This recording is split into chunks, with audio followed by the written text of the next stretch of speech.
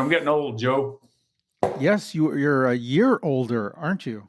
I mean, Yes, officially, or whatever that is, right? I mean, another year. yeah, man, they go quick. They do, don't they? Celebrating age. Who wants to do that? No, yeah, Apparently, it's a thing. yeah. I mean, yeah, I've been thinking about that a lot lately. Just Oh, just okay. father time, and Yeah. generations and kids and Hmm. the kids at the bike shop. I don't have any kids. I was gonna say, is there something you want to share? No, no, no, no, no. But now, like the first kids to hang around at the bike shop now are in their mid to late 20s, and these kids were teenagers when they first started hanging out there. Just discovering girls and just getting into trouble. And now they're married and buying houses and getting, just starting to have their own kids. And yeah, I mean, as someone who hasn't had, we don't have kids, I'm kind of experiencing a little of that through them right now, which is Hmm. weird, Yeah. which is Yeah. really weird, Yeah. you know? Yeah. And, and kind of cool because they still come back and talk about how that was like their favorite time in their life, and which is kind of cool. They were carefree. Right. They're starting to understand that how carefree and how much fun it was when they were younger, and the responsibilities, and Oh, hell yeah. yeah, yeah. I suppose that's what parents go through. People our age. That's what I hear. Yeah, that's what I hear too. So I mean, I get to experience it a little bit, but it's nice to go home and not have to worry about it. I really admire the parents. I have a couple close friends who Mm-hmm. are in this group. I really admire parents who are able to like still keep some sort of like strong social life. Mm-hmm. They can still go out, not like all the time, obviously, or like they used to, but they can still get out, whether it's for dinner and drinks or whatever, like maybe like in the summer, like a show or something, and still be like, really good parents and stuff. Because I feel like there are a lot of people who are kind of beyond the extreme. Mm-hmm. I guess mostly just like they kind of never go out anymore, or it's like you just don't see them anymore. It's like I have kids, like okay, I get it, but I don't know. It's kind of cool. Some of my friends, like I see them quite a bit. They have like 2 kids, and Mm-hmm. we go out for dinner once or twice a month and get some drinks, and occasionally I'll drag one of them out to a show, and we'll all get some tickets and go to like a favorite band or something. Well, So I think you know what, we're kind of at that age where our friends' kids are now leaving the nest. Like they're starting college. They're I just know, like, I follow along because I've got kids working at the bike shop, or I've had kids working at the bike shop who are college age or just graduated college, and I'm the same age as their parents. Like, or even in some cases even a little older. A year or two older. yeah. And I mean, that happens with like Isa's parents. We've spoken a lot about her here on the show. I'm older than her parents. I'm a couple of years older. I think her dad just celebrated her birthday, and he mentioned, he's like 51 or something. I'm like, boy, I'm older than you. I'm older than, not only am I old enough to be your daughter's dad, but I'm older than her parents, which is kind of weird. Right. So, yeah, it's a weird thing. It's a weird thing. It is. Mm-hmm. Yeah. And I've had some of those moments too, where it's like, yeah, your age just becomes very like focused and crystallized, Mm-hmm. like, oh, that's kind of a new thing. Like today, like a minute ago, I was just like scrolling through my app kind of mindlessly, or my phone, and I clicked on the USA Cycling app, Mm-hmm. Which I have downloaded. And these days you could just use that as your license, and has some info in there. You can search races. It's actually pretty decent. Whatever. So like I open it up and it has my age. I turned 52 yesterday, but it has 52, and then in parentheses it says CX for cyclocross, and it says 53. So they kind of age you. Oh, racing age. Yeah. It's like LinkedIn. They always say I feel like they're always like a little bit too far ahead. Mm-hmm.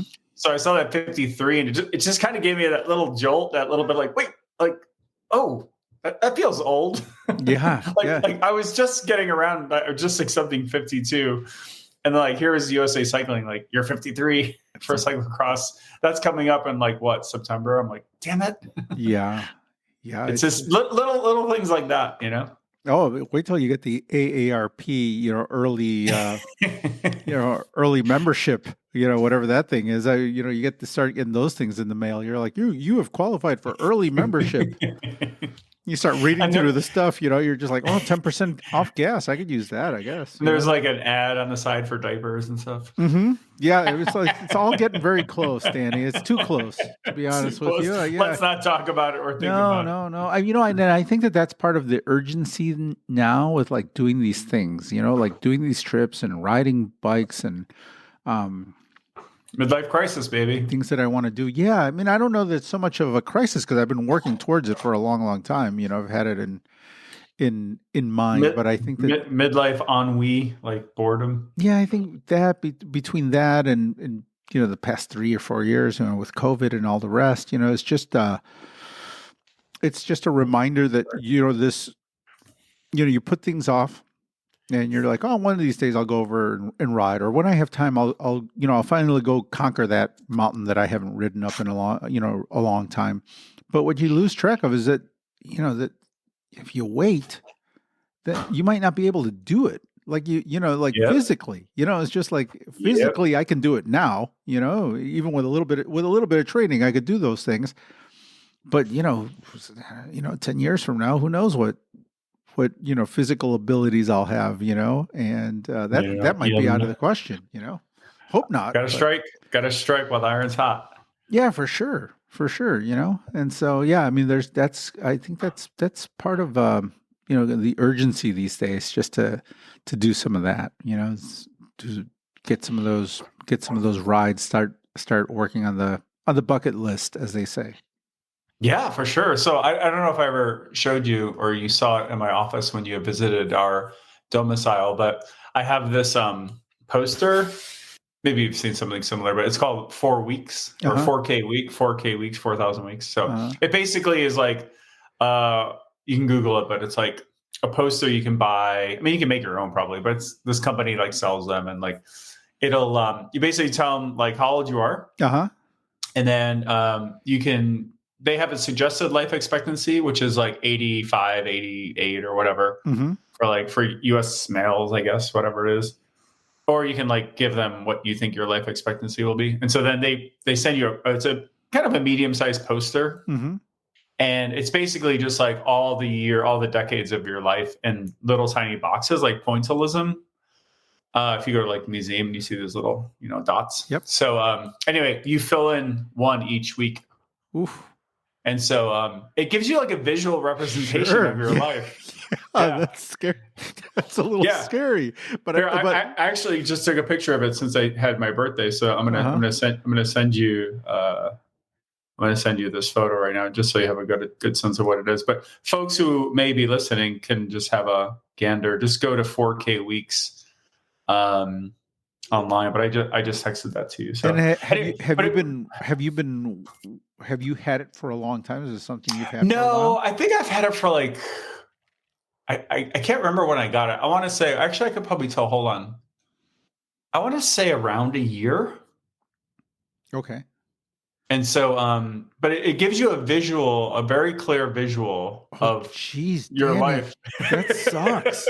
It's very jarring for some people. They actually tell you when you buy it. They're like, some people find this very disturbing. Oh my God. Whoa, there's like, you're almost at the bottom. That sucks, man. That totally sucks. I ain't getting that. That's like I love that. You're almost at the bottom. You're almost at the bottom. No. So I'm definitely past halfway. That's for sure. Oh, gee. That is. I'm like, in theory, let's say things go well and you live to like 8. So mine says like 87, something like that. Yeah. So I was trying to, be a little conservative. Yeah. But no, so like, so I'm 52. So obviously it's like the 5 decades, and then it's going into that, 5th decade, into the 6th one. So yeah. So it goes into the 2 layers, and but it starts to creep. It gives you that visual. It's like, here's how much of your life you live, like a fuel gauge, Yeah. I saw it somewhere online, and actually, it's kind of cycling related. Wade Wallace, do you know the name? He's the guy who is behind Cycling Tips, which is now Escape Collective, which is one of the probably the most popular cycling news sites these days, I'd say. Anyway, so like he had a post and he mentioned this, and maybe I'd seen it somewhere else or heard about it on a podcast. Anyway, the point is, it just gives you a good visual, and the idea, which I think is probably obvious, but like it's supposed to be kind of inspiring.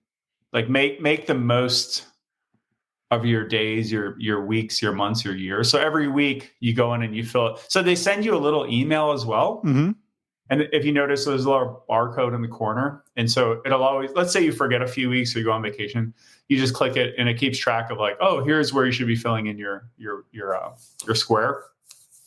And the email's fun. It's just like very lighthearted. It's very inspirational. It has some quotes. It has a little story. I don't always read the whole thing, but it's kind of fun. And I'd usually just scan it real quick. But anyway, it's just a good visual, and it's kind of supposed to be inspiring. Like but depending on your mood in the day, it could actually look like a death sentence. No, for sure. Like you're in prison. Yeah, exactly. It does look like something you would, because like you said, you're almost at the bottom. You're almost at the bottom. You are. It's like, I had to zoom in. That just killed me when you said that. Like, oh man, you're almost there, Danny. Jeez. So definitely over halfway. So it just makes you, that's the idea. But it's funny. They kind of have a tongue-in-cheek little disclaimer. They're like, some people, I forgot if it was them or someone else, but they're basically, some people can find this kind of depressing and kind of jarring. But it kind of works for like my brain. Like I just kind of look at it. I'm like, now, once you put your life, we had this thing when I worked at Business Insider. Somebody wrote this post. I had nothing to do with it, but it was really popular. But it was basically like, was it Jeff Bezos? Anyway, someone had like this idea of like, once you put your life into how many weekends you have left, like things become very real and interesting. Yeah. But the idea is it's all supposed to be like positive, like life affirming, like make the most. We all know we will expire at some point. Oh yeah. Meet our demise, but hopefully you have a long, healthy lifespan and all that. But it's supposed to be, so the article that I was referring to, so I think that's like putting it in terms of weekends, which for a lot of people makes a lot more sense. But anyway, so had my birthday, and that's where we are. Oh, no, you know what? I mean, we started talking about that right at the beginning. Listen to us. It's we're deep. I feel like we're in a Samuel Beckett play, like Waiting for Godot, just like the two guys, like just contemplating the life and. Yeah, well, I think a lot of I sense a lot of people are doing it right now, especially people our age, and I this winter I've done a kind of a deep dive on bike packing and bike touring and that kind of stuff. Yeah, nice. I've been studying a lot of I think it's partly why we didn't record for a little bit, because I was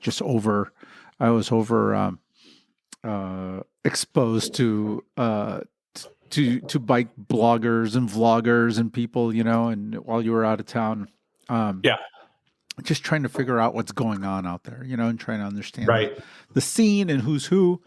Sure. And there are common threads out there. A lot of people our age that are out there, riding, just trying to find themselves or trying to conquer, certain things that they've wanted to do, and a lot of interesting stories out there, and people in similar, similar shoes to ours, and also yours. I mean, you're still on that competitive end of things. You're training. It seems like you're training. Well, it seems like you're training harder than ever.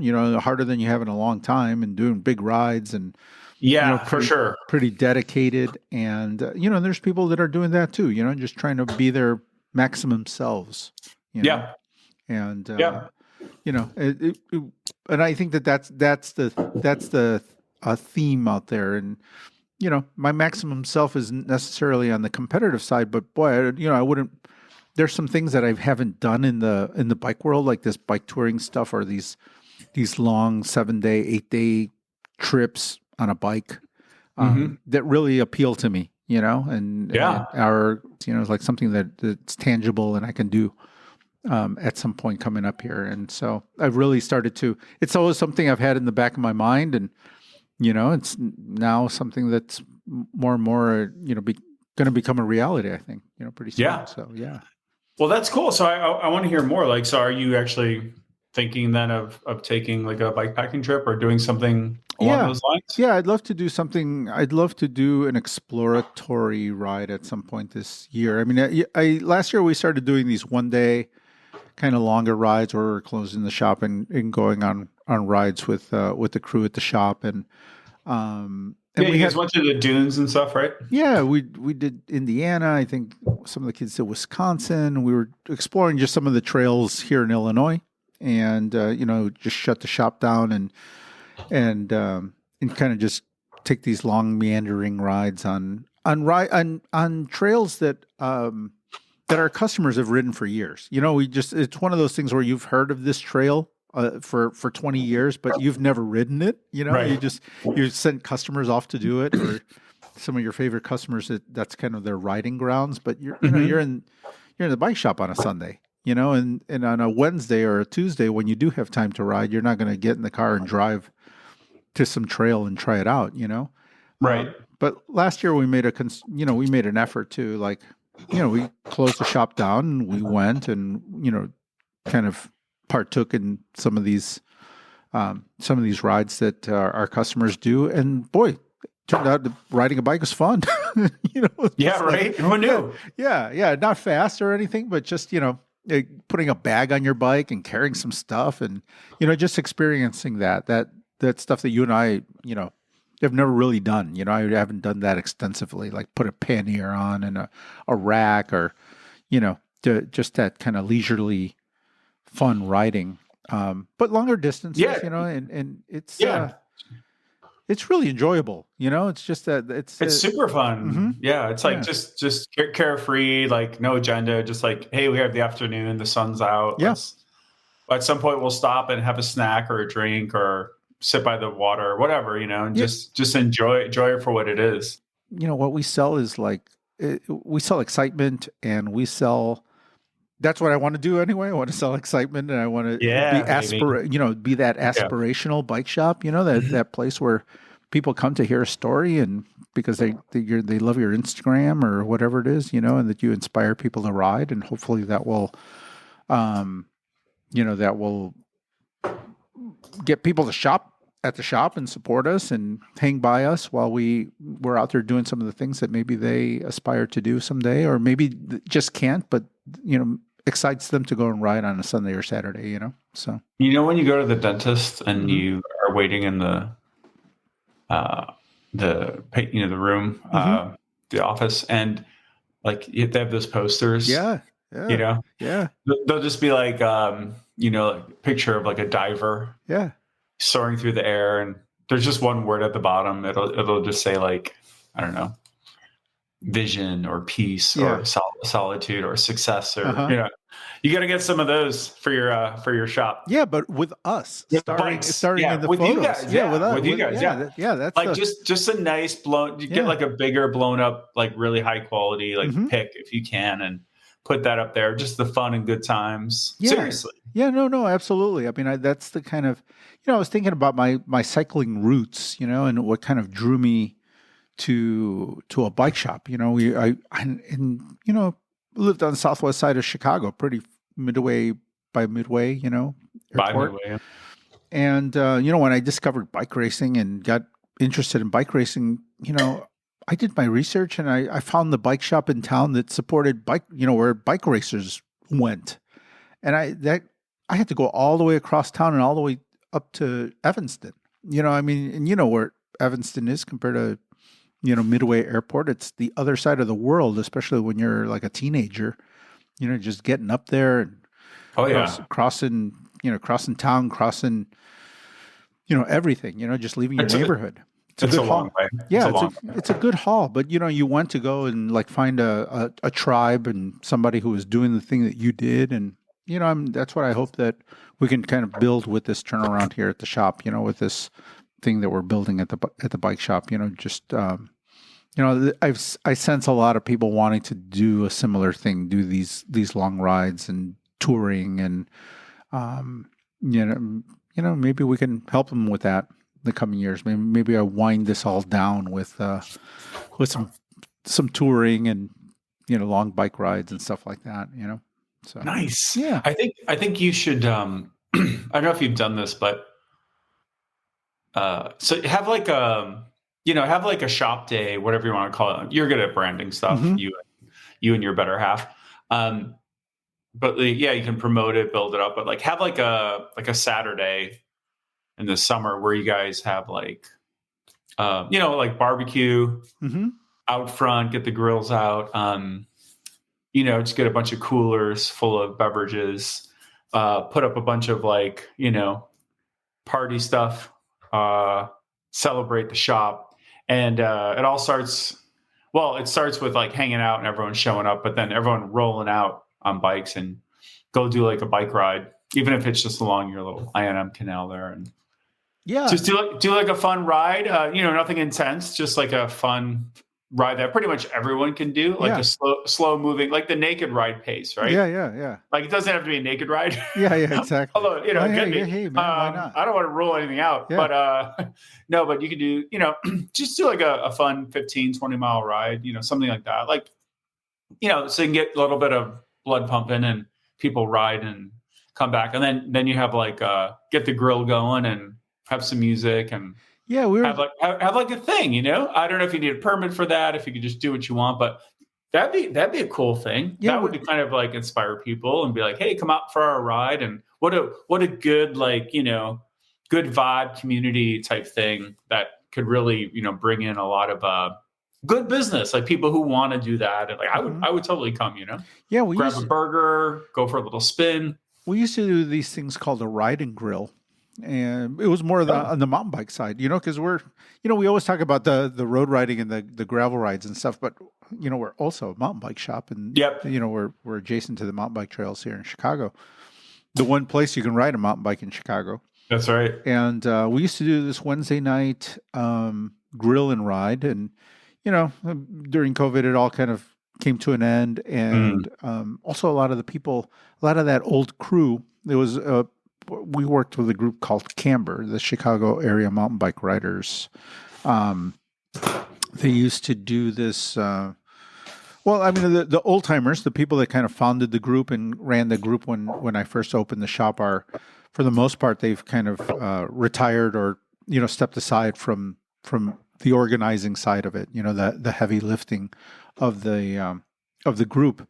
And during COVID, like a lot of them just went away, in fact, a lot of them literally moved away, just retired and said, that's it. I'm going to go ride a bike in North Carolina or Colorado or Michigan. That's where a lot of them ended up. And so we haven't done a lot of that, in the last 3 or 4 years. But I'm hoping to redo some of that, start building that group back up again, and take advantage of the trails behind the shop and also the stuff across the street, the I&M and Centennial Trail, which is beautiful, by the way. That I&M trail, flat, certainly not a real challenging ride, but the distance is a challenge. If you do it all, it's 85-mile ride or so. So Jet Rock. Yeah. It's a nice day, and we were able to do that last year, and it's fun. It's fun. It's something that we can work on this year.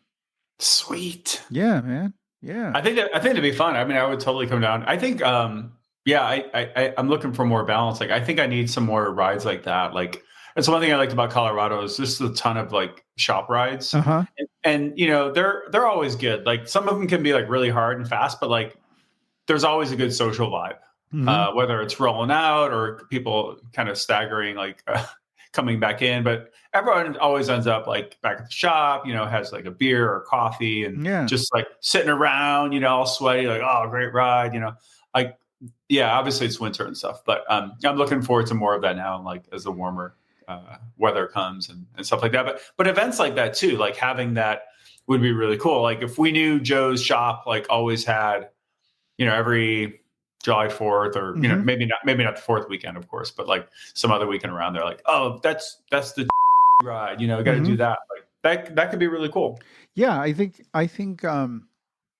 yeah, I guess we're working on it right now. I mean, there's certainly something we've been throwing around. I mean, I think we want to close like, even if you started small, like kind of grassroots, like just a low key word of rollout, mouth, word of mouth thing. All you got to do is show up with your bike. Yep. We'll have like some drinks and beverages, some eats. Yeah. Fire up the barbecue grill, which we have. Just get some Costco hot dogs. You're all good. Hello, I'm Stijn de Wandel from Belgium, and you are listening to the Bike Shop Society podcast. Yeah, how about you, man? What are you up to? Oh, I mean, you're training. You're training hard. I see you. I see you logging miles and hardish. Hardish. Well, I mean, doing what I can. It's I've been pretty busy lately. Got a lot going on, which I'm sure is like a lot of people this time of year. It's like winter, but we're starting to get little teasers like for spring. So you get ready for a big trip to beautiful Mallorca, Spain, right? Yeah, I'm very excited. I've been to Spain a few times, mainland Spain, but I've never been to Mallorca. So we're very stoked actually. So yeah, we go on, was it the 15th, I think, 2 days before St. Patty's Day. So we'll be in Mallorca for just over a week. So yeah, super stoked. And that's gonna be fun. I'm gonna bring my bike, and actually I have quite a lot of riding planned. So I'm gonna try to knock that out like 2 to 3 hours in the mornings, and then go over to like the nearby towns, do some day trips with Sarah for lunch, and we're gonna have a little rental car and just like noodle around the island. It's a pretty good sized island. It's almost like I think 900,000 people population, so it's a big place, but very doable at the same time. Yeah. So we're pretty stoked. We have this really sweet Airbnb because it's off season. We talked about, so a lot of stuff's like heavily discounted. So like the cars, to rent is relatively cheap, and the Airbnb, there are a lot of Airbnbs that are just really sweet, and it's just that good time of season. So hopefully we have some good weather. I know it can get a little bit wet or whatever, but as long as we have some pretty good weather, we'll be pretty happy, even if it's not great, like maybe a couple days. But I haven't traveled in a minute, except for like some work trips and stuff, but that doesn't really count. So and Sarah too, and we haven't been to Europe together. She's been to Europe a lot. I've been to Europe a lot. We haven't been together, so that's kind of fun too. Oh, exciting. So, and I don't think I've ever been to like, I mean, I guess technically Ireland is an island, but I've never been to like an island. So this is gonna be like one of my first island trips in a sense. So I'm pretty stoked, and I had to like stop myself from watching lots of like YouTube videos about Mallorca cycling and all this stuff because I want to leave some to the imagination. But what I've seen looks so dope, so I'm really stoked. So no, that's pretty cool. I have a work trip next week, so I'll actually get a nice forced rest week next week. So I'll be in New York, so maybe do a couple gym days. Might do 1 or 2 short runs, but it's gonna be a good rest week. Which is good because I've had some volume lately. I did a century yesterday. I took the train up to Milwaukee. Oh, okay. So I rode down to Union and jumped on the train, made it literally by 45 seconds. Oh, wow. Yeah, well, the thing is, I didn't realize. So you should always check the subway rules about bikes. So you can't bring a bike on Chicago L trains during rush hour. During rush hour, yeah. At all. Like I thought, like in New York, you can go to like the back car or some stuff like that, or you used to, I think, if I'm not mistaken. But bottom line is, you can't bring the bike on. So I was like, okay, cool. So I'm like, I got to ride to Union, which isn't very far. But I was like, I just want to take the train down, make it easy, and then save all my juice for the ride from Milwaukee to Chicago because I'll need it. So that was a little snag, but I got there just in the nick of time. And technically, you're supposed to, it's kind of like an airline, like you're technically supposed to be, according to the conductors, 5 minutes before they quote unquote close the train 5 minutes before departure. So my train was at 9. I want to say it was like no, 8:35, and I got there like at 8:30, and this like pretty jaded, train employee, he was kind of milling about, and I came running up. I'm like, "Excuse me, sir, where's the Hiawatha? That's the train that goes north." Uh-huh. And he's like, yeah, next one's at 9:35. And I'm like, what? 9:35? I'm like, no, I think there's one right now. He's like, that's closed. I'm like, oh, really? I'm like, oh, it's only 8:30. He's like, yeah, it's closed 5 minutes before. I'm like, but it leaves at 8:35. He's like, yeah, but it's closed. And I'm like, oh no. He's like, and then he just kind of gave me this little brush, like, you could try, it's over there. Wow. So I like sprinted. I'm in my clickety clack. Okay, yeah, I was going to ask. You were, because you can't ride in there. And there's like a bunch of like workers milling about over by the platform, and they were really nice. They had the walkie-talkie, like, oh, we got a runner with a bike. Wow. So anyway, I got on it just in the nick of time. So no, it was cool. Like, I'm all about the multimodal stuff. Like, I've been following that for a long time. So it's really sweet to like jump on the train.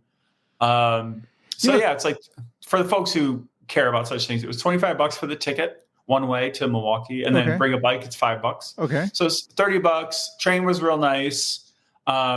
Pretty fast. It only made like 4 stops, something like that. Okay. So I got up to Milwaukee in under an hour and a half.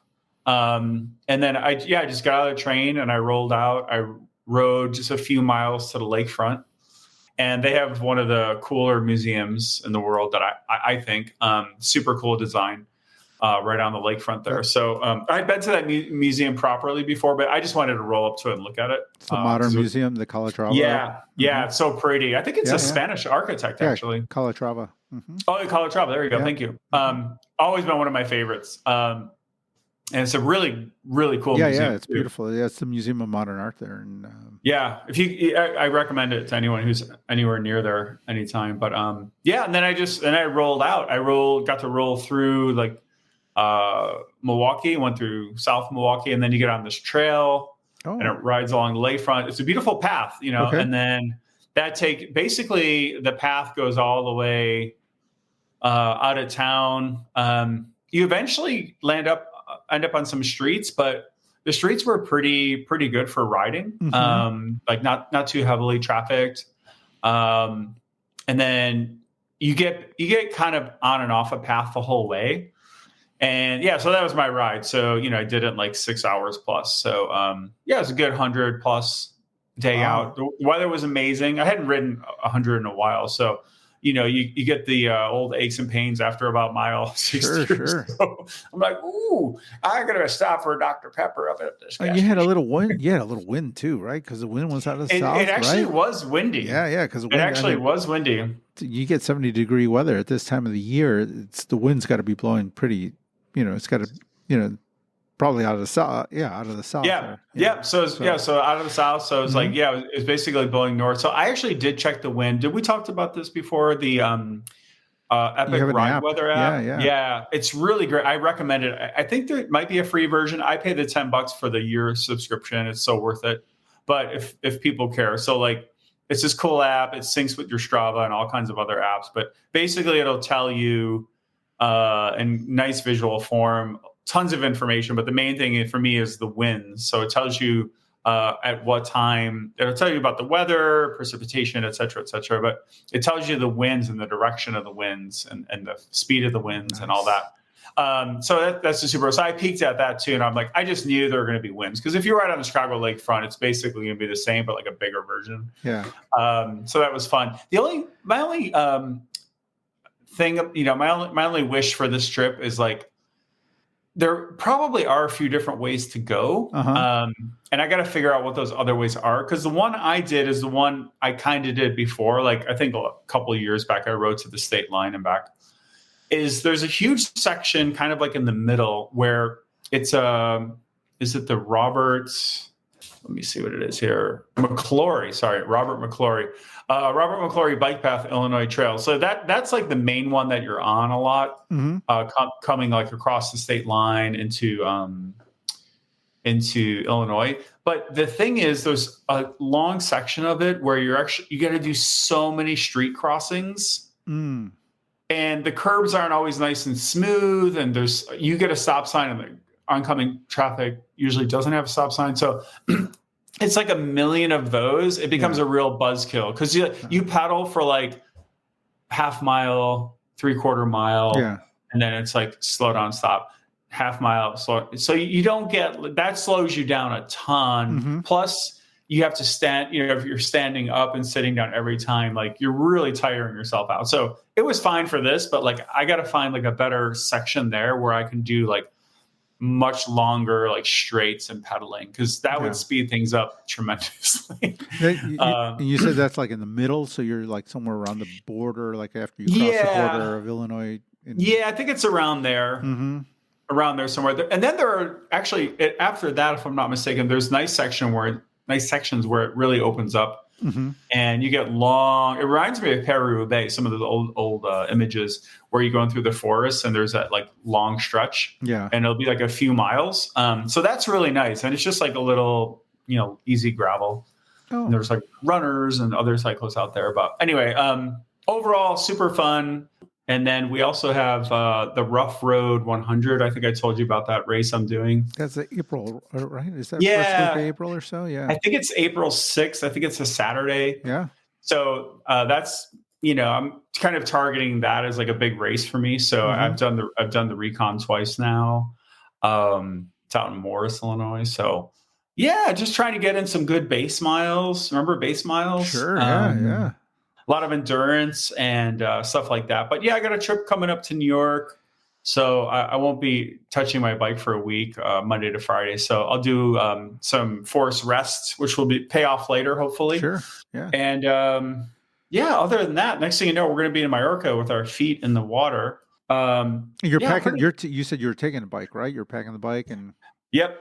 Do you have a travel case, or are you putting it in a box? So I do have a case. It's an interesting one. What's the name of it? I forget the brand. Scicon. I'm sure you know it. It's SCICON. I think it's pronounced Scicon, but it's a soft bag. Okay. It's just kind of I don't know if they've updated it since I haven't looked. It's a few years old, but it has like a base, like a actual structure platform base to it. You take the front wheel off. I think you take the rear wheel off. I can't remember, but you basically, you take the wheels off and then you secure it with the through axles onto the platform as you would, and then the wheels, go on the side, and it zips around over it. So I'll pad it up and stuff too, but I don't have an actual hard case.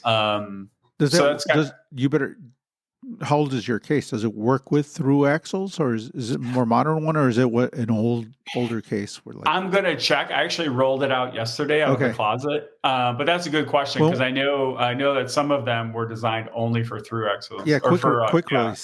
Standard quick release. I mean, you should be able to get an adapter if you need one, but you should look into that, because you don't want to be caught by surprise. That's a great reminder. Thanks. I'm gonna double check that. I'd probably feel more secure with like a hard case. Yeah. But I don't know. I don't know if, it's one of those things, like, I don't know how much I'm really going to use it. So it's one of those things that it could be like $500 and I use it like 3 times. I have a hard case at the shop if you need one. Oh, you do? Yeah. Okay. Yeah. I'll let you know. I rent them. They used to be really popular, then people just, I don't know. There weren't that many people traveling with bikes like there used to be. Back in the day, it was a pretty popular thing to rent at a bike shop, and for some reason that those people kind of died down. And also, I think bikes just got a lot bigger, where some of those hard cases were difficult to. The downside of those hard cases, those traditional like clamshell ones that are like 2 pieces, is that it's a tricky packing job, and you got to take the bike apart, pretty, there's a little bit more extensive, disassembly of the bike. Like you got to pull the bar and stuff out, and pedals. Yeah, at least turn it. Yeah, pedals always come off, the wheels, depending on the case. Sometimes you take a rear wheel off, sometimes you don't. Most of the cases, you got to remove the wheels. I just packed a bike for somebody, like a mountain bike for somebody, and he had a case, a new soft case for through axles and stuff like that. But that one. All right. Well, thanks for the reminder. I'm going to double check. I'll let you know. Yeah. But I'm going to look into that. But I'm pretty stoked. It feels like a real bike trip. So I'm pretty stoked. Yeah. That's cool. That's cool. I traveled with a bike last year, and it was it is exciting to be moving through an airport with a bike. Yeah. It's a good look, right? Yeah. You're that dude. People are looking, and you're like, yeah, you're man. like, oh, yeah. I'm big time. You triathlete? You going to Ironman? You're pro? What's going on? Strap your helmet to the outside of your bag. Like the pros. There you go. Yeah. So I had a good long bike ride. It's fun to just do like a big long ride once in a while. You kind of push yourself and you get exhausted and tired. But a lot of gas station stops, a lot of Gatorades, a lot of Almond Joys, stuff like that. Because you're just a carb burning machine at that point. So you just got to keep fueling. So. But the weather was perfect. Like, it was like mid 60s, something that. A little windy, but sun, like some good sun out. So I had a fun time, and a lot of it's bike path. So I would say it's 3/4 bike path, maybe. Yeah. All the way down to down to near Logan Square, like just the last few miles. So it's pretty sweet. You've done that ride before, right? You've done that. I've done a version of that ride. Like I went up to Kenosha last year, and then I did the state ride. I've done versions of it, but I'll have to find one that's a little bit less interrupted with all those little cross streets. I know it exists. I probably just have to look it up and be a little more sleuthy with my course finding. Yeah, that's the kind of thing we're looking to explore this summer. And definitely want to do some of those rides with some of the kids from the shop and some of the people that started tagging along with us towards the end of the season. So I just feel like that 100 number, the triple digits, there's something just about that number, that mythical number. It's kind of that test of, will and endurance, literally. So I was thinking about this. What the hell do they do for a century if you're on the metric system versus the imperial system? In Europe, they don't say I'm going to do a century because that would be 100 miles. What's their kind of equivalent of saying do they have a kind of ride? Because that'd be 160K, right? Yeah, about 106. Yeah, mile wise. Yeah. Do they talk about 100, but in terms of Ks, like a 62-mile ride? I was wondering about this as I was riding. This is one of the things I thought about for 6.5 hours. That's a good question. I don't know that I've ever. I mean, I know they have that brevet system, where they're doing the brevets. Because in the U.S., a century is a thing, right? It is. Everyone does a century, at some point, the Century Club, and you do a century in Napa Valley. Everyone does a century. I might be drawing a blank. I'm just wondering. I don't remember. Well, folks, if you're listening, please write in, get in touch with us on the socials. Let's find out. They title the rides. I remember doing some epic rides, and people would be like, "Oh, he did the Vuelta something, right? Vuelta a los Puertos." They would say that that if you did that, anytime anyone mentioned that, you knew you're doing over 100 miles and you were doing 3 climbs and stuff like that, right? Right. But I don't remember. No, I don't remember anyone referring to mileage that way. Like we do here. We'll have to get some research on this. Yeah. And then kind of just other thing I did, Joe. So that was a fun day yesterday. And then I actually separately went to the Lake Shoe headquarters. Oh, you made it there. I did. I hung out with Sean Metz. Did you meet? He's a big lad, by the way. Yeah, he's a tall drink of water. Big lad. I was like, oh, hey, yeah. He's a tall lad. I don't know what I envisioned him to be, but I was like, oh, okay. So he's a cool dude. Anyway, long story short, I bought some Lake shoes. Yeah. I tried them on. They got shipped to me. I tried them on at home, and I was like, oh, I think I need a little bigger size. So. Fast forward, Sean's like, hey, you're in Chicago, just pop by. Everything's cool. We'll set you up. So I was like, great. So anyway, I went in there. They have, it's down on Damon, toward downtown somewhere, in the Fulton Market area, somewhere around there. But very, very cool, very impressive outfit they got going on. They have 2 separate, suites, whatever. But a million shoes. Wow. I mean, that's a big, legit operation. They have more shoes. The real deal. They have more shoes there than in their global headquarters in Europe.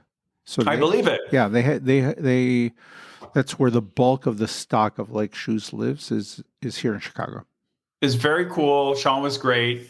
And I ended up upselling myself, Joe. Oh, of course. Once to some different shoes. Oh, nice. Once you see them all laid out like that, Well, again, short version, I bought some shoes that were like on discount because they were like, what do you call them? They were just like phasing them out. Close out or close out. So I got some closeouts on those like emeraldish green looking ones, and I bought them for the looks. I'm like, these are cool, but they were like one of their high end like road shoes. So I'm like, that's what I thought you said. I saw a photo of you on social media. I'm like, oh man, he's got the go ahead. I'm not going to ruin your story. No. There's no ruining there. It's all good. But no, I had those, but unfortunately, so the shoes were a little too tight. So what I realized is I probably need a little wider shoe. The ones I was in, I had a really good pair of shoes, which I rode yesterday. I really liked them, or 2 days ago. So I just put on the new ones. But I had a pair of, oh my God, I'm drawing a blank. What were the shoes I had on? I'll think of them in a second, but they're kind of like just like a more of a narrow road shoe. So I got on the green shoes that I had bought, and I was looking at like, okay, these are nice. And he gave me like some different sizes. I'm like, oh, these are nice too. But then I was like, wait a minute, I just saw on your social media, this is the power of social media. I just saw on your social media that you guys have like a new updated shoe. So I think it's the CX333, which shouldn't be confused with cyclocross. I think it was a little confusing to me at first, but it's actually a road shoe. So it's their new like high-end road shoe. Okay. And I was looking at it and I'm like, oh my God, these are really nice. Yeah. So they're like a little lighter. They have a really nice supple leather. They still have the heat molding thing, so you can throw them in the oven and you put them on and you like push them in. So anyway, that's what I ended up getting. They were more expensive for sure, but it was kind of like my birthday gift to myself. Sure. So if you think about it, if you're training and riding a lot, like 10 to 15 hours a week, you're in those damn shoes year round, all weather. Like you want some good shoes. But it was really cool hanging out with Sean. He was super helpful, showed me a bunch of stuff. We talked about Chicago bike racing. I didn't realize he's quite into the Triple X team. He kind of heads up their like elite team, their racing team. Oh, okay. Yeah, and he's a racer himself. And we talked about some of the local teams and what they're doing, and just talked about the industry a little bit of sponsorship stuff that they're doing, and some of the custom shoes. I mentioned you. I said, you and Joe were hanging out at Cabda. So he was like, oh yeah, of course. So, so we had a really good time. It was fun. I was really glad I went down. It worked out. So I walked out with a really nice pair of shoes. So I set those up. And so far, my first ride on them, 100 plus ride, 100 mile plus ride was great. I really liked them. So that was fun. Yeah, it was cool. I didn't realize they had such a big operation in town. Yeah. I love that they're still here. Because I have kind of a long, kind of long history with the brand, and working with the founder and all that, and it's nice that they were able to establish their headquarters here. Like even though they were bought out by a European company, that their headquarters are still here in Chicago, and that they still maintain a big presence here. That they're global. Globally, this is their biggest location. So yeah, that's neat. Yeah, the brand I was thinking of that I have been riding on, I forgot, is Physique. And they were great shoes. Really, I've really enjoyed them. They've been really good for me. But these Lakes are just a little bit, and maybe Physique has updated their shoes that have equivalents. But the Lake ones, if you're into if you look around like bike fitters, if you have anything kind of custom going on with your foot, which actually a lot of people do.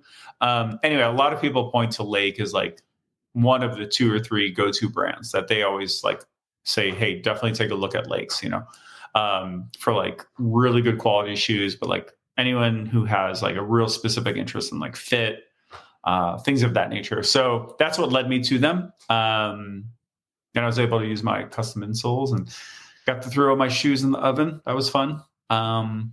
So far, so good. So yeah, that was really fun hanging out with Sean. Was it a wide? Did you end up having to do a wide, or is it? I did a wider. So it's kind of funny. So the ones that I had originally purchased had like they had like a regular wide, extra wide. Mm-hmm. I bought the regular because that's what I always rode. Yeah, yeah. But I may have been riding the wrong size shoe. Who knows? With the new shoe, they actually changed up their widths, the way they kind of sell and market them. Uh-huh. So I ended up getting the new wide is the regular because now they have a narrow. Oh, gotcha. Yeah. So it used to start from the regular. Now they have a narrow.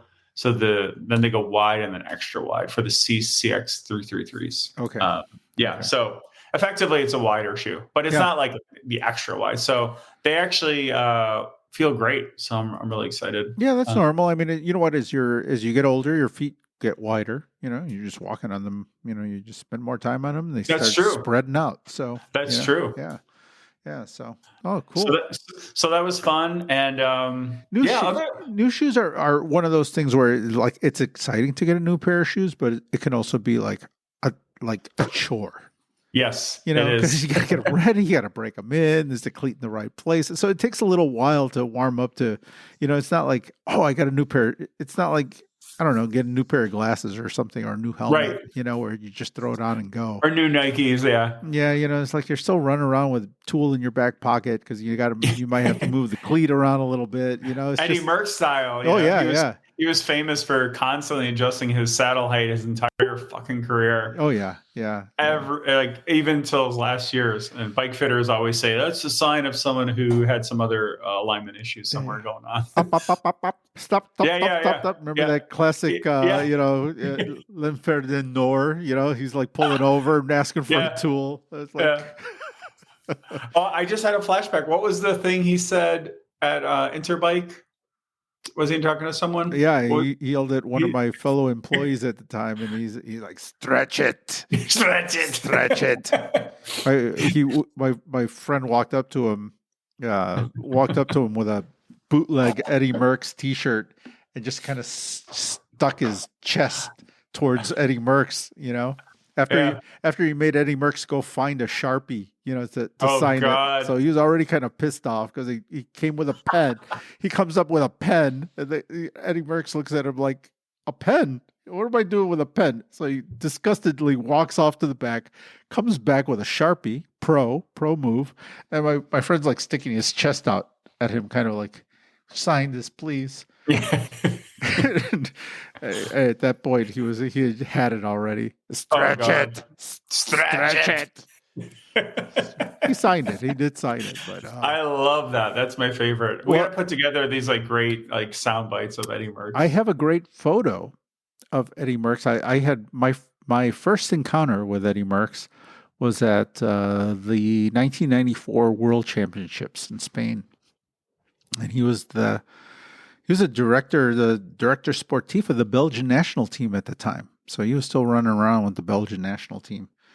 And he's in a big Mercedes-Benz leaving the event. And I'm like, oh my God, it's Eddie Merckx. And I jumped out in front of his car. I wouldn't let him go by. Paparazzi Joe. Yeah, and I got a picture of him drive, you know, like behind the wheel of the car, you know, like driving the car into my knees. You know, just, another angry Eddie Merckx encounter. You know, just like, but it's a good photo. It's like it's clearly Eddie Merckx.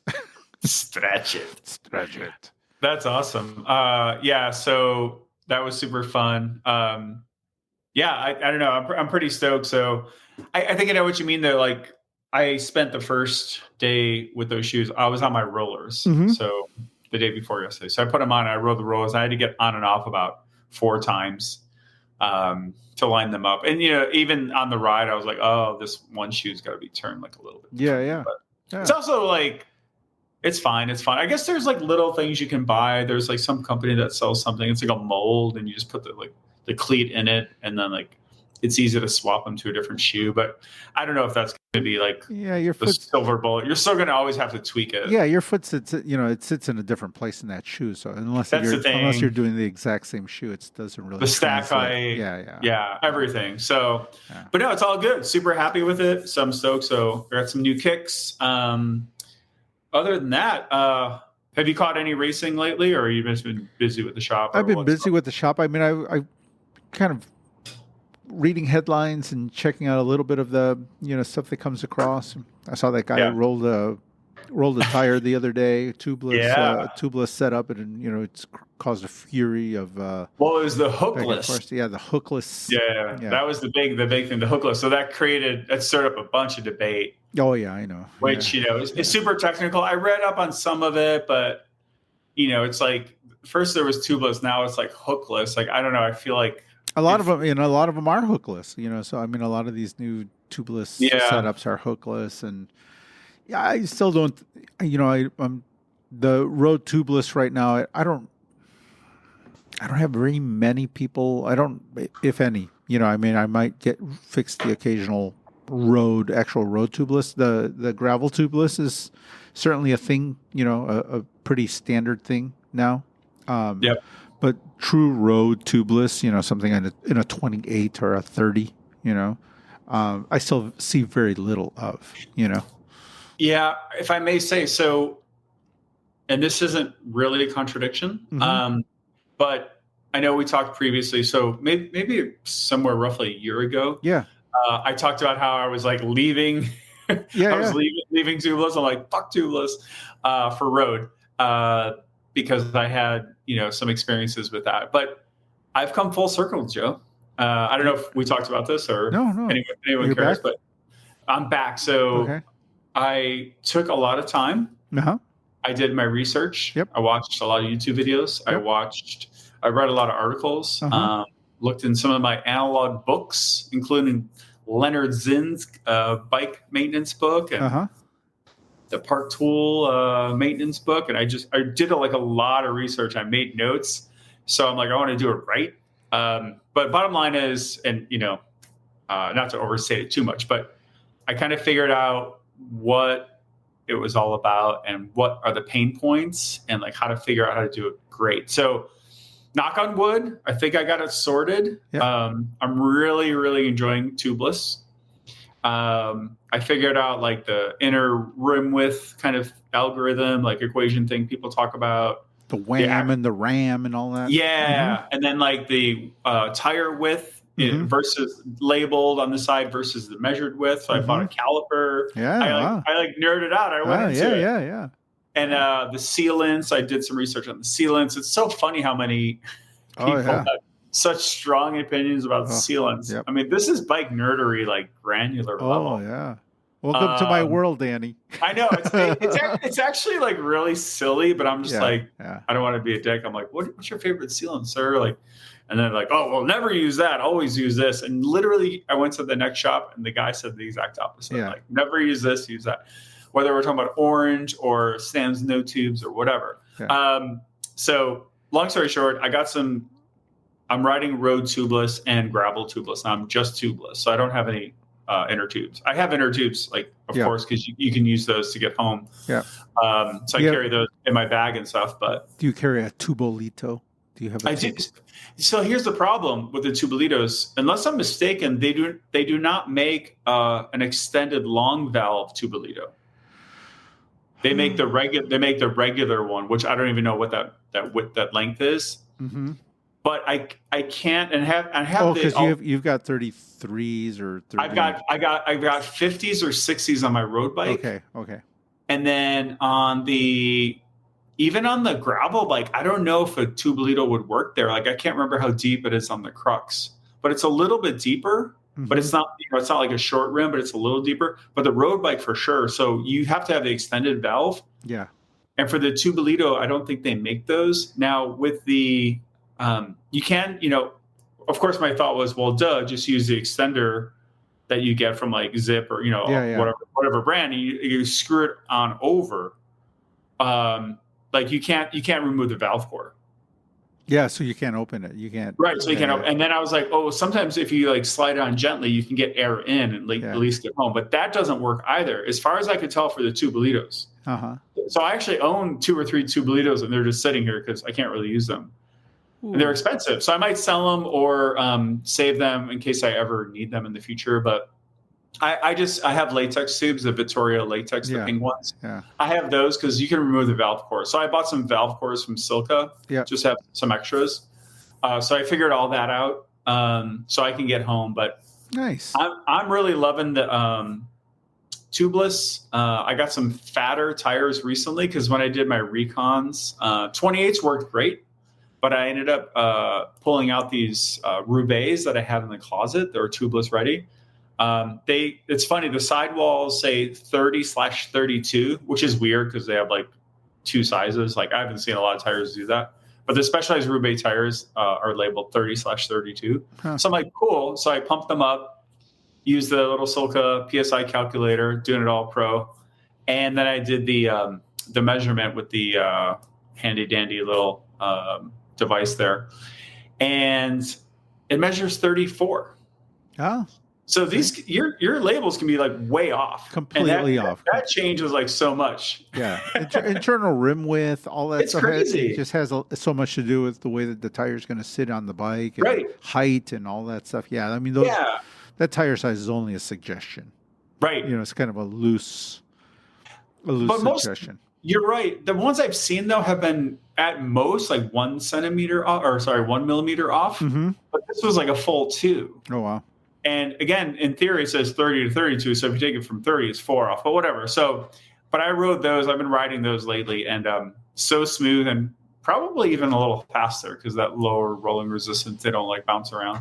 But anyway, whole point is tubeless for road. I'm back on it. I really like it. Knock on wood, I haven't had a flat. Nice. I do carry all the extra stuff. I have the what's the brand? Just a little tire plug. The Dynaplug Racer, which is the nice one because it has one on each end. You put it on the water bottle cage. Yeah. You grab it right off. The hardcore like gravel racers, they all love this thing, and I got one. So I haven't had to use it yet, knock on wood, but I'm ready if I ever have to. Yeah, just good. Like I'm able to like put on my own tires now. I got this pump. Oh, nice. Remember I talked about getting that whatchamacallit? The Joe. The, what did the you air get? compressor. Yeah. So I ended up buying when I was in Colorado. I went out and I bought actually, it's not a brand I would have normally thought of first. I think it's a totally decent brand, but it's not a brand that came to mind first. But I ended up buying a Bontrager pump. Okay. So Bicycling Magazine, I did a Google search. Bicycling Magazine, my old employer, shout out. They had their favorite pumps, like some article, and they said our favorite overall pump for tubeless is this Bontrager. So it's one of those like thick pumps, the one that has the tank and you pump it up and then it releases all the air in one burst. Yep. I forget the model, but I'm sure folks can find it if they want. But it's been great. Okay. So yeah, cool. You just pump it up. It has an electric gauge. It stores it all there. You pump it up to like 150, I think is the max, 160, something like that.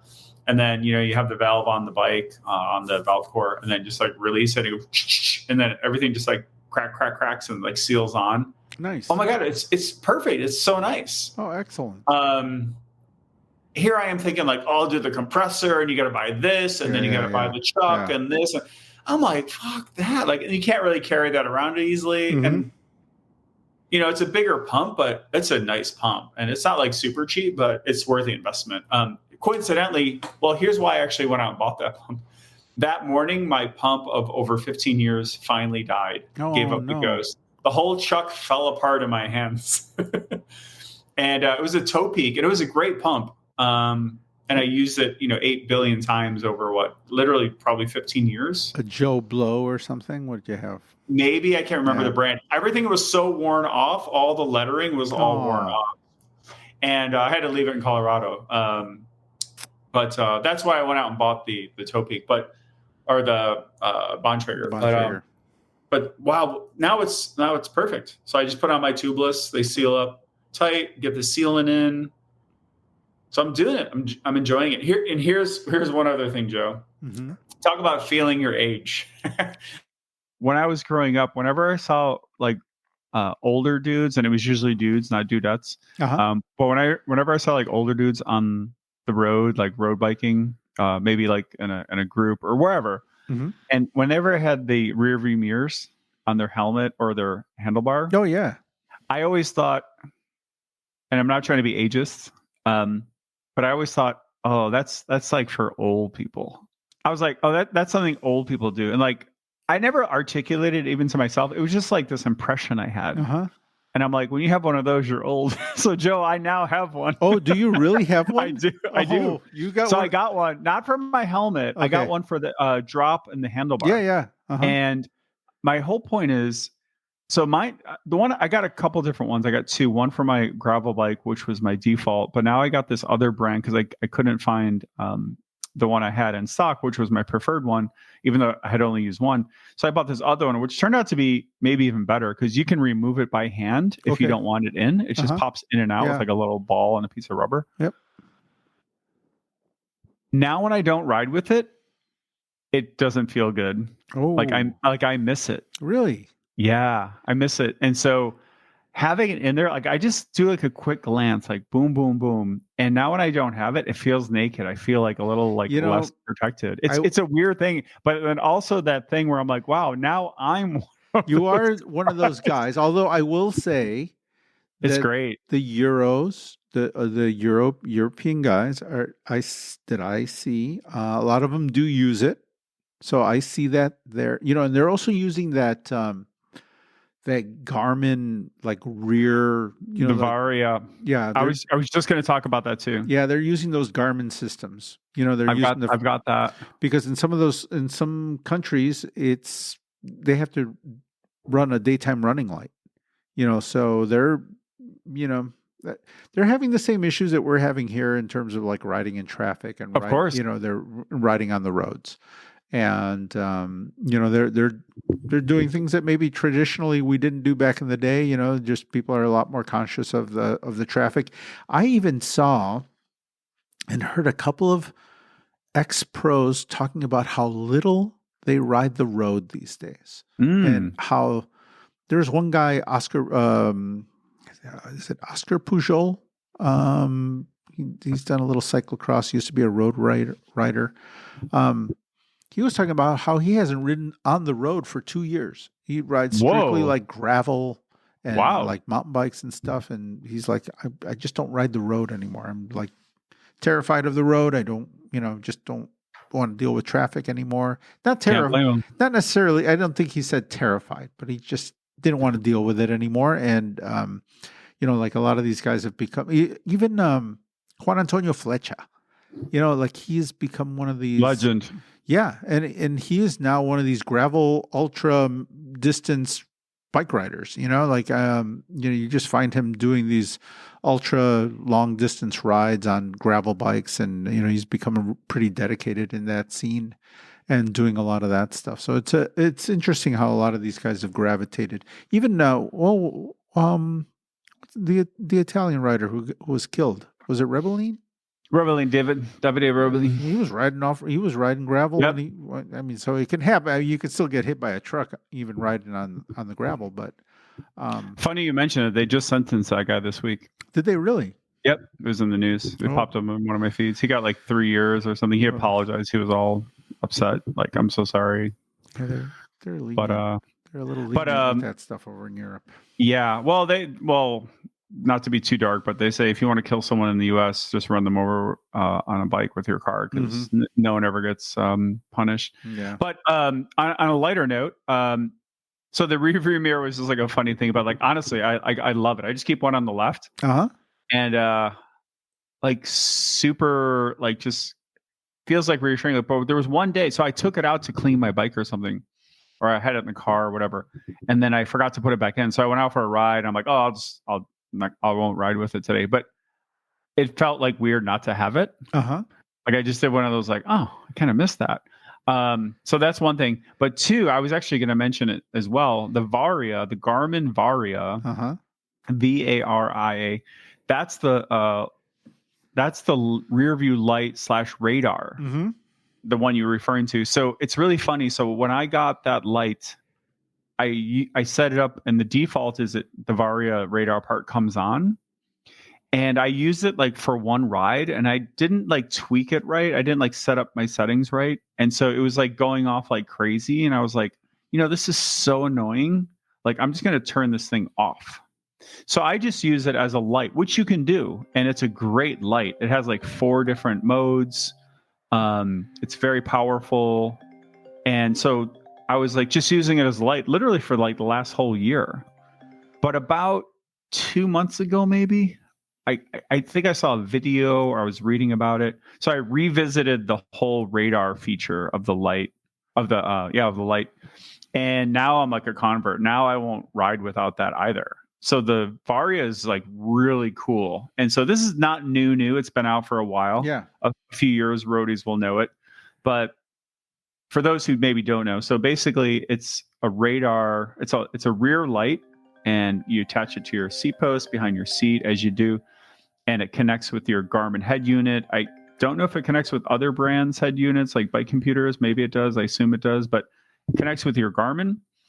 And what happens is it has a very powerful, sophisticated radar. So it'll alert you when it it detects cars coming up behind you, but like at a pretty good distance, like pretty far. And then it shows you on the side of your computer screen a couple different lanes. Basically they look like lanes, and it'll show you how close the car is in proximity to you. Okay. And if it's like pretty close, it'll go into like a more serious color. I think you can tweak the settings, like what color it is. But normally it'll, most cars are, if you're in the bike lane or in the far right, it'll show you like it's over to the left. And as it gets closer, it'll just kind of like start beeping, and you can adjust those settings as well. Bottom line is, once I set up my settings the way I wanted and the way that works for me, you can have the audio, which I have on now, and then it'll blink on your screen. But it does so in a way that it sounds like really distracting, which was my first experience with it, which was really annoying. But once I kind of got used to it, like now it's like great. So you kind of don't even, you notice it, which is obviously the whole point, but you don't notice it in a way that's like so distracting or like kills your ride. And a lot of my riding now is off-road, on bike paths and different things like that. But I still do a good bit on the road. Yeah. Like yesterday, I would say it was probably like 20 to 30% on the road, maybe. But the Varia is like, it's a really good, powerful, like sophisticated technology that works like really great. And as the car approaches, I think the light flashes even more and brighter. But it shows you on your head unit. It'll show you all the details, like where that car is, and then if you combine that with the little mirror I have on the thing, like you never can be 100% safe. Yeah. But it adds like really good layers. Okay. So honestly, I don't think there's another brand that has something similar. I assume Garmin has great patents on that, but I would say if you spend any time riding in traffic, like at least look at the Varia lights. And I'm not plugging for them. I'm not sponsored by them, but check out the Varia light radar system. It is so good. Just go watch their like some YouTube videos on it. Like it's super cool. And then also I love having my little $10 like plastic, rear view mirror. You can get them on Amazon. Like it's great. Yeah. Like I said, I've noticed a lot of those in, just people in group rides in Europe, using those, it's actually pretty common these days. And that and the Garmin setup. So the setup that you have is really common with the roadies over there. I mean, in a lot of the stuff I've been watching. So it's not exactly, you're with the times, Danny. I'm trying. It took me forever. I'm very late. I'm actually late to the game, but actually you're early. The other thing I mean, when did we talk about waxing chains? It was a long time ago. Yeah, maybe last year. Yeah, and now it's like all of a sudden it's like everywhere. Over the last month, it has become the rage. Like this is like peak chain right now. Yeah. Every influencer, every YouTube channel, there's articles about it everywhere. I mean, the Silk, I don't know. I'm like, are the Silka people paying someone for all of this stuff? Because all of a sudden it's everywhere. They might be. Yeah. Well, they come out with a new product, which basically their own, like a little tub, right? It's their own version. So what they had for a long time was just the bag of like wax stuff, the tungsten diphosphide or whatever it's called. So, they put together this like, chemically put together kind of material. They sell it in a bag. You heat it up, drip your chain in there. You put it in a Instapot, whatever. Anyway, they finally came out. That was their new thing. They came out with their own proprietary wax heat wax melter like machine device. Yeah. So I got one. I haven't used it yet. So I just got one. That was a little gift to myself. It's really nice because the thing I didn't mind using the Instapot. That was fine. But the thing that's nice about the new Soko thing is that they really put some thought into it. So you can hang the chain real neatly, as opposed to like trying to use a coat hanger and like, MacGyvering it. And then it has like 3 or 4 different heat settings, like little dials. Imagine using like a humidifier or something. You just like click through like a fan.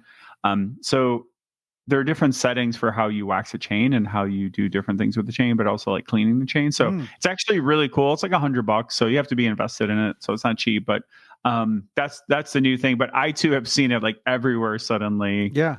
But waxing chain is, I'll never go back to lose, man. Yeah, it's so nice. It's it's had such a a resurgence. The whole. Yeah. I think obviously it's helpful to have a system now, because before waxing, chain waxing was just kind of this thing that people did with, like you said, a jar and a tub, and it was just on the stove. It was sloppy, and even that there's that YouTube guy like Save Watts or something. The guy who's always like doing chain stuff.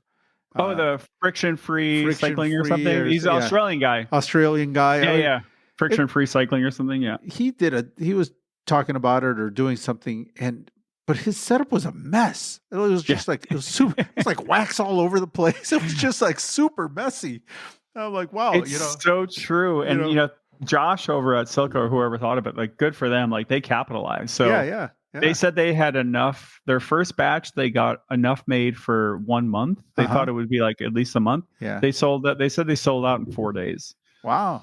So I bought the second I saw it, and because I knew it was going to sell out. But they now made it super easy. So if you're interested, if you're any kind of performance cyclist, check it out if you want to know what the hell we're talking about. But I have yet to use it, but I'll give you a little review on our next show.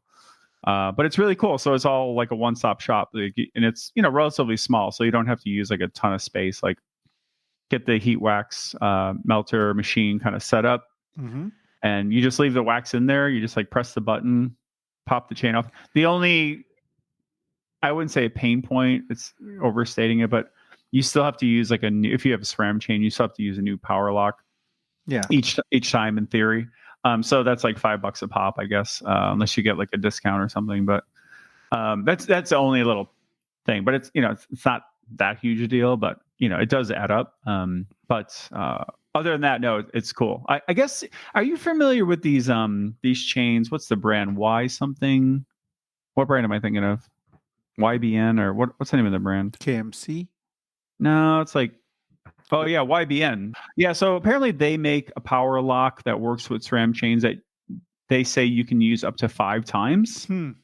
Like, that's literally the design and the reason for its being. So I'm wondering, I might invest in that and buy a couple of those, because using a new power lock each time feels a little like wasteful. Excessive. Yeah, yeah, and expensive too. Like, if I'm ordering like a sheet of those, that's like $30-$40, and it's like, I'm not like pro. It's like, but it is nice to have a wax chain. So. I know technically you're not supposed to reuse them, but I know plenty of people, and on the mountain bike side where the use is pretty drastic, we reuse those all the time. I mean, as a shop, I replace them for people because it's it's $5 or $6 per pop, and technically I'm supposed to put a new one on there, so it's an easy sell for people. But But I know plenty of people riding them who reuse that link just like a standard master link all the time. So I think there is a little fudgeability in that even with the SRAM chains, it's not like it falls apart for sure.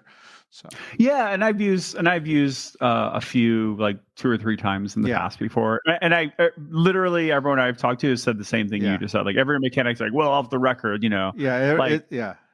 But what's funny is I did see like some pretty high level cyclocross racer, like elite US rider who was like racing in Europe, and I forgot who it was, but I think it was, Drew Dillman. I don't know if you've heard his name, but he's a pretty top level cyclocross racer and like a gravel bike racer, whatever. But he has some really good race videos, and he was behind someone at like a big Euro race, and he just pointed out at the start, they sprint like full on, right? And the American rider, whoever his name was, I'm just forgetting who it was, but he was in front of this guy, Drew, and just snapped his chain like immediately. Oh, And so he reported later that's because he reused that power lock like many times, which I was surprised he took that risk, like being that elite. But anyway, and the other news item, Joe, I don't know if you saw this. I just thought I'd mention it because I thought it was kind of funny because it made CNN actually.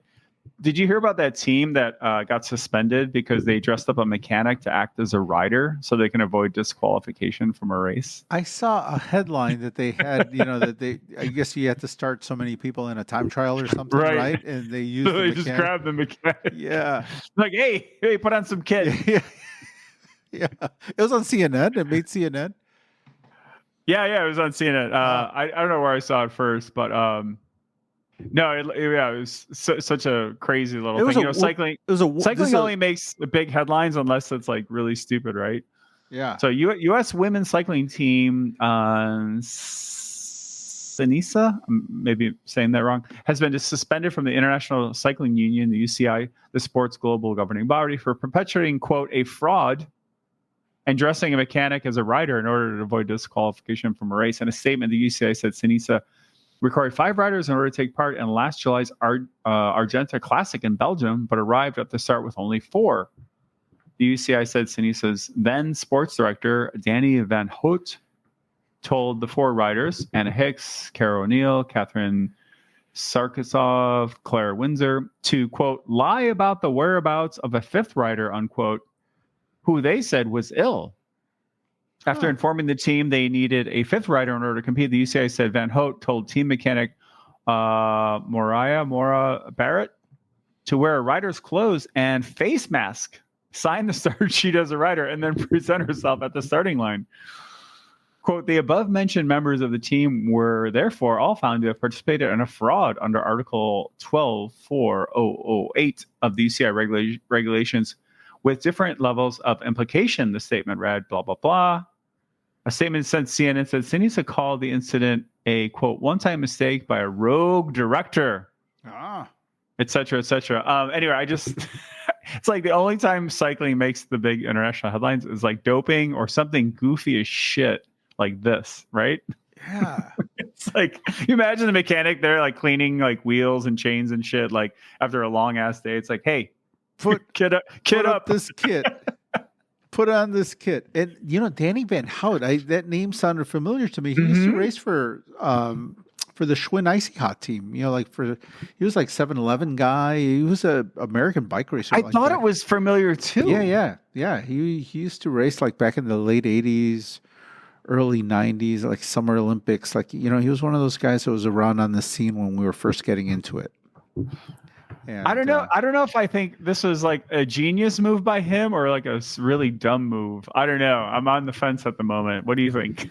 Like, if it worked, it could have been like pretty smart. He got away with it for a long time. I mean, it's not until like a year later, someone finally gave it up, right? Probably somebody opened their mouth, right? That part I didn't get. Like, why is it okay? He's on Instagram. Let's see if he's still got his account public. Yeah, I mean, I don't think... Oh, he does. Yeah, he's got a lot of followers who I follow. Yeah. So this is the right guy. He hasn't closed his Instagram or anything. Yeah, he's got some goofy stuff on his Instagram, but... Yeah, I'm pretty... Yeah, that's a guy. I think he was like, in Olympics, and he was definitely with the Schwinn team. And I think he might have even had a brother. Like I think there might have been the Van Hout brothers. All right. Well, let me pull up pro cycling stats real quick. See what we got for him. Yeah. That will tell us everything we want to know. Back when all the bike racers in America had names like Van Hout, they were all descendants of Belgians and Germans and Van Hooydonk. Yeah. Van Hout. Let's see. Here we got it. Oh shit! I don't see any. He's not on pro cycling stats. Oh, here we go. Van Hout, Denny. Place of birth, date of birth, July 4th, 1957. He's 66 years old. Oh, he's U.S. I didn't know he was American. Yeah, American guy, yeah. Mm-hmm. He has no results on here. So it says he was with, you're right, Schwinn Icy Hot in 87 and 86. Yeah. And then Wheatie Schwinn in 88. Yeah. Suspended disciplinary from 2024, 2025. That must have been the recent thing. Yeah. Assistant sports director, Sinisa, however you say it. Okay, so it did have that info, but it doesn't have any results. Huh. Maybe they just don't have it, but I might even have some pictures of him. At that the Chicago race where 7-Eleven was there, Davis Finney was there. nice. I think that might even been the race where Laurent Fignon was there. Oh, and Fignon and the Italian dude, Gianni Bugno. I don't think Bugno made it to that race. I don't think he was at the race. I think the big one was that we had. That's when when Gatorade was sponsoring the. Yeah. I know we talked about this. I thought Bugno was there. Maybe I'm mistaken. Yeah, I don't think he made it to the race. But they sent Fignon instead because Bugno was hot at that time. Like he was the one that was winning. He was actually winning shit. Yeah. He was like in competition. He was like in the running to win the Tour de France. He was like a Tour favorite at that time. Right. And I think Fignon was like he was towards the tail end of his career. Yeah. So yeah. So what a crazy little story this was. But yeah, it looks like that 86 Sky Icy Hot team. Mm-hmm. Interesting. They had Jeff Pierce. Yeah. Steve Speaks. I remember that name. Mm-hmm. Danny Van Hout. There were a lot of big. That Schwinn Icy Hot team was. Didn't you have a Schwinn Icy Hot bike? I had a Schwinn Tempo. You had a Tempo, but didn't you?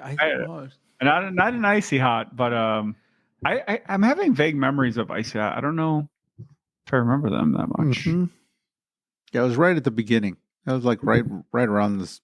I had not met you yet because I had I just gotten into bike racing myself. Like I was in the early years of it, getting into bike racing there in their late 80s.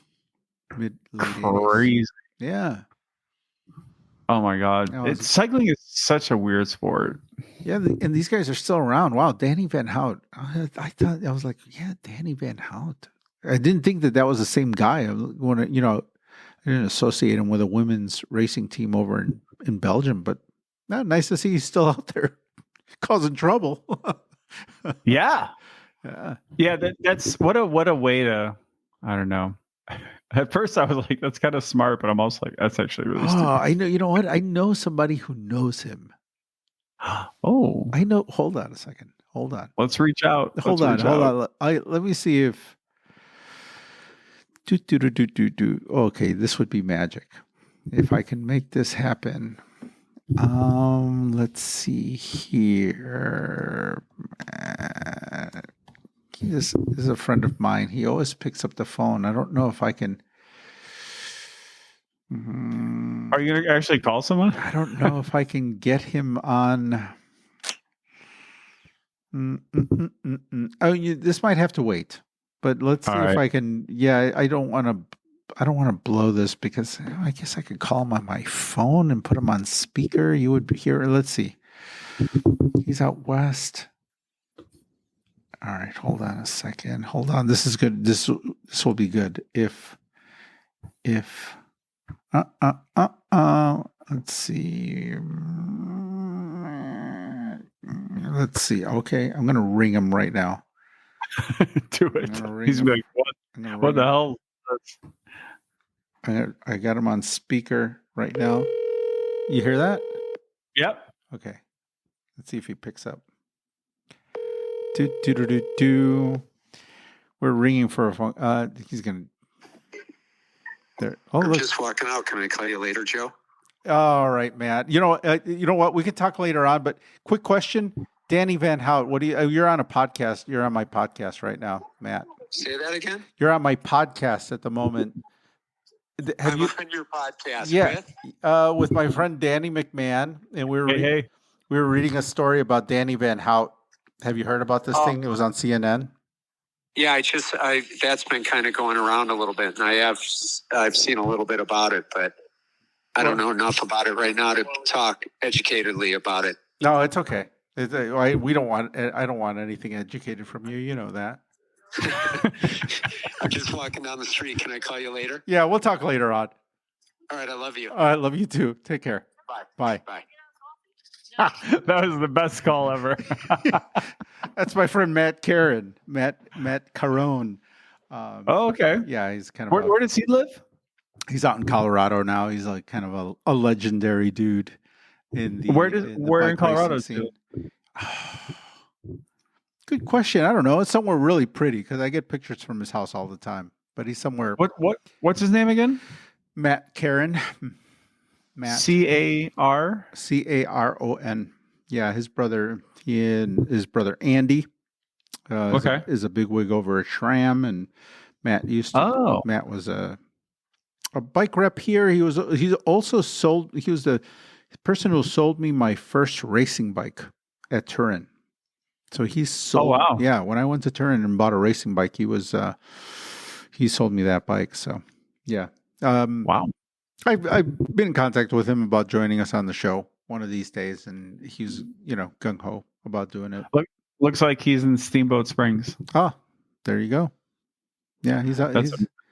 He's out there somewhere really pretty. So yeah, that's so cool. But anyway, so the Varia light is great. Hold on, he's calling back. Oh shit. Okay, you're back on the podcast there, so be careful what you're saying, Matt. Can I share one thing with you? Yeah, please share it with us.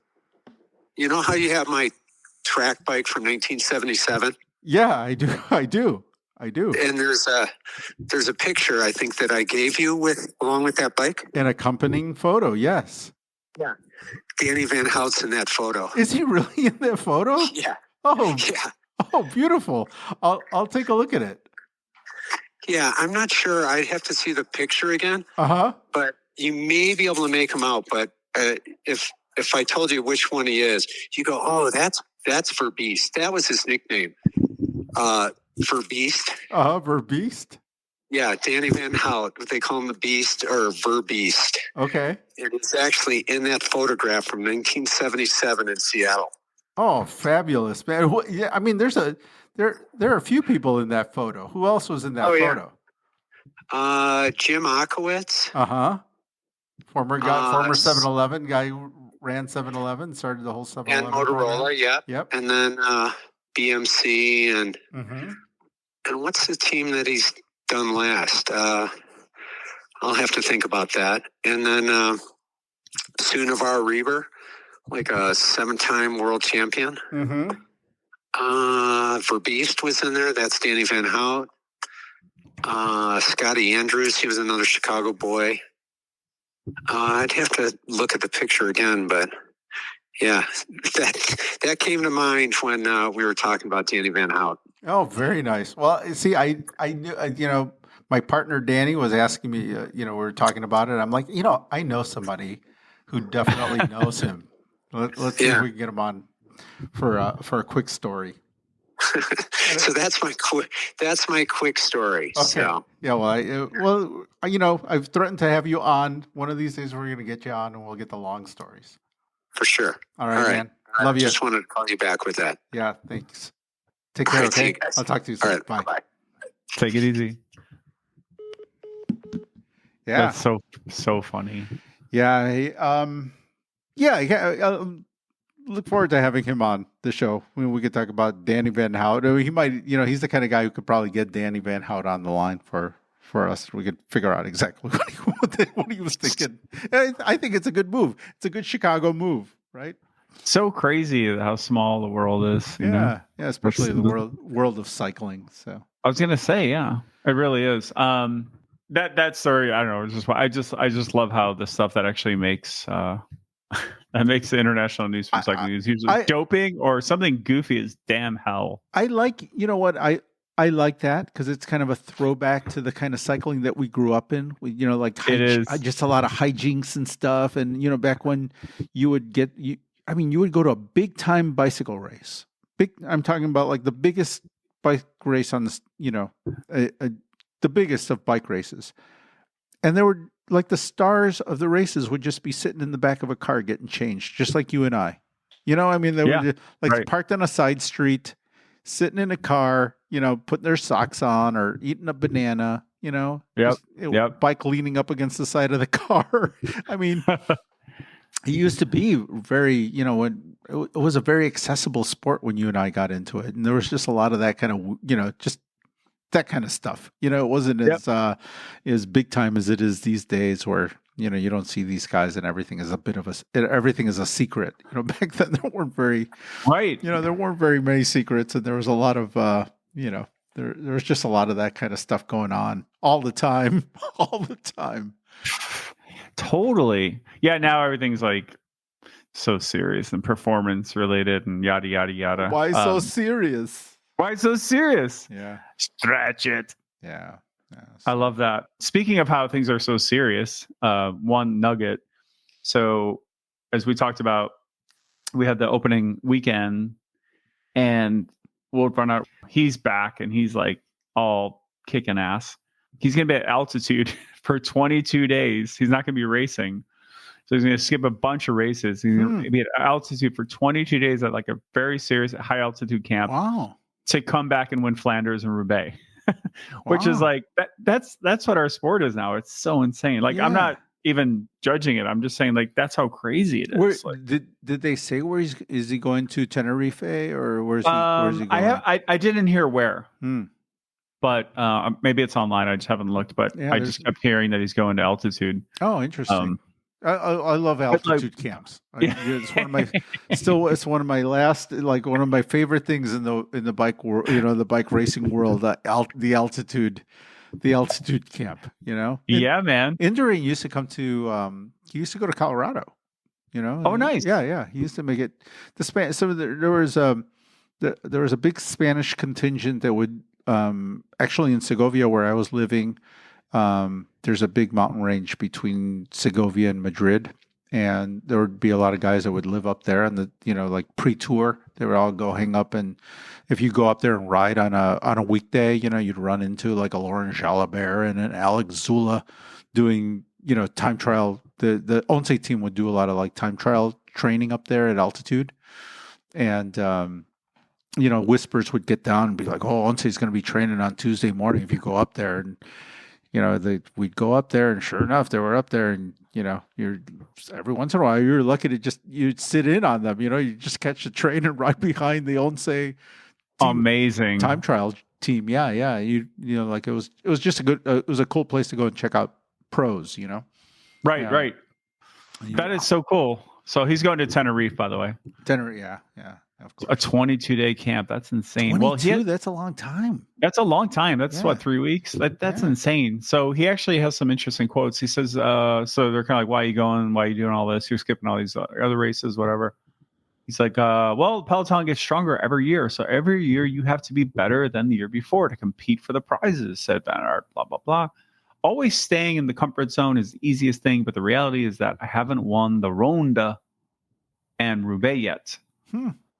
That may not always have had to do with myself, but I did have the feeling that I could be even better during those 2 weekends than was the case in previous years. Wow. So he's going to Tenerife to train at 2,300 meters above sea level on Mount Tiere. Is it Tiere?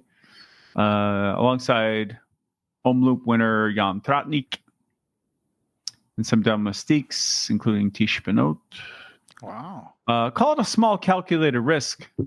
Thinking a bit out of the box, said Benoit to the Flemish newspaper. If you go on an altitude camp in February, you will return very well for the opening weekend and Strade Bianche, but the Tour of Flanders will follow more than a month later. By then, the effect of the altitude stimulus in February will still be minimal. I firmly believe in this approach, but you have to sacrifice other courses, I think he means races, for something you are not actually sure about because it is a step into the unknown, no matter how logical it sounds. Blah, blah, blah. On the days of San Remo and Strade Bianche, it will be painful to watch those races on TV after our training. Fortunately, I already have both great races under my belt, Van Aert said. That's pretty cool. Yeah. That's pretty baller to be able to say that. Oh, that'd be a shame to miss those, but, I already want them. I'm confident that this is the right way to gain that last % and achieve our goals. Wow. That's insane. That's insane. That's how competitive now the sport is. I mean, we always say this, but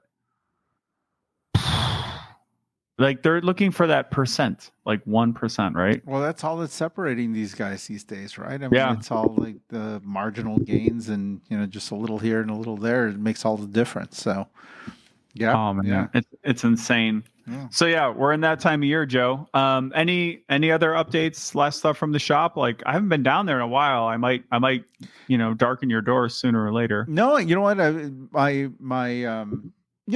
Normally in Chicago it's winter right now, but we've had 60-degree days. So there are people bringing their tune-ups in and stuff, and I'm still painting my floor.